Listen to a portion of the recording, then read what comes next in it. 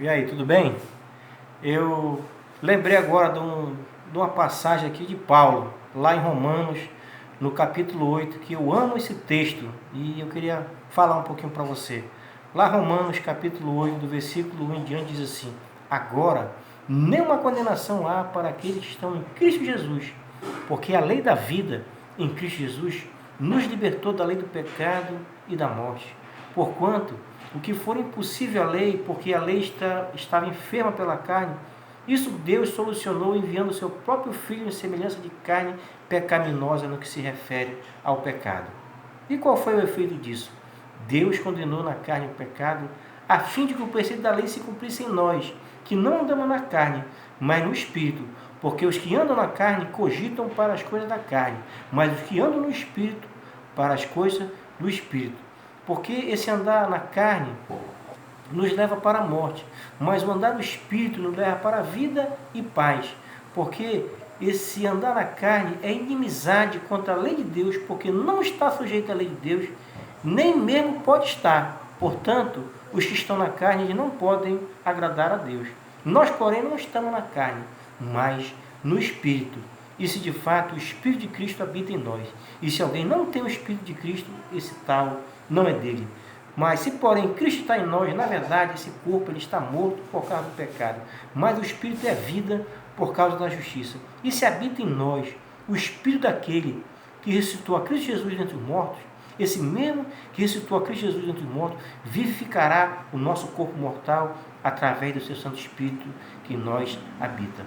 Portanto, meu irmão, nós somos devedores, não à carne, como se nós estivéssemos constrangidos a viver segundo a carne, porque se nós vivemos segundo a carne, nós caminharemos para a morte. Mas se através do Espírito Santo nós mortificarmos os feitos do corpo, as obras da carne, certamente nós viveremos, porque todos que são guiados pelo Espírito de Deus são filhos de Deus, porque nós não recebemos espírito de escravidão para vivermos outra vez atemorizados, mas nós recebemos espírito de adoção baseado no qual clamamos Abba Pai.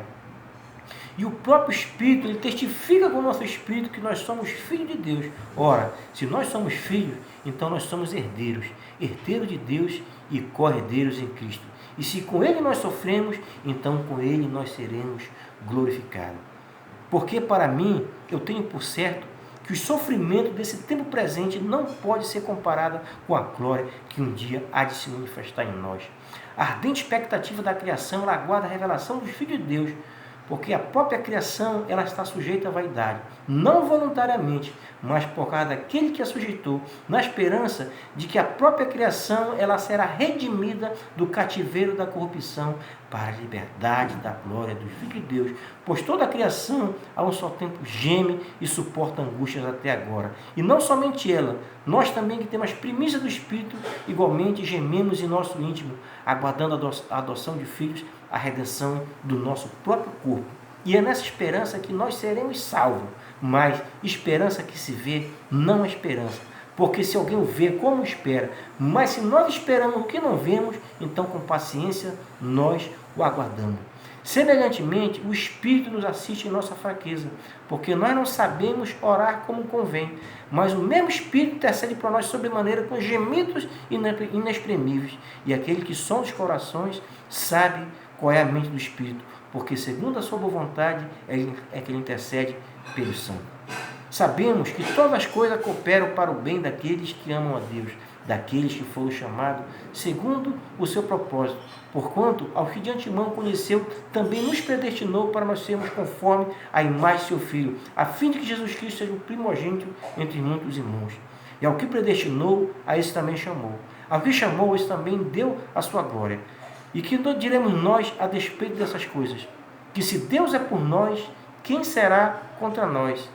Se Deus não poupou o seu próprio Filho amado, antes por nós Ele o entregou, será que porventura Ele não nos dará todas as coisas graciosamente? Quem intentará acusação contra os eleitos de Deus? É Deus quem nos justifica. E quem nos condenará? É Cristo Jesus quem morreu, ou antes quem ressuscitou está sentado à destra de Deus também intercede por nós. Quem nos separará do amor de Cristo? Será tribulação, angústia, perigo, fome, nudez, espada, talvez as injustiças sociais que criam um abismo que separa ricos e pobres nesse mundo? Como está escrito, por amor de ti, nós somos entregues à morte o dia todo. Nós fomos considerados como ovelhas para o matadouro. Nessas coisas, porém, nós somos mais do que vencedores por meio daquele que nos amou. Então aqui fica uma certeza de que nem a morte, nem a vida, nem os anjos, nem os principados, nem as coisas do presente, nem as coisas que hão de vir, nem os poderes, nem a altura, nem a profundidade, nada, nem qualquer criatura, nada absolutamente nessa criação nos separará do amor de Deus que está em Cristo Jesus. Amém. Está vendo, irmão? Que palavra maravilhosa, irmão, de Paulo para nós de hoje. Amém? Fique com Deus. Até uma próxima. Que o Senhor possa guardar a sua mente e o seu coração em Cristo Jesus. Amém.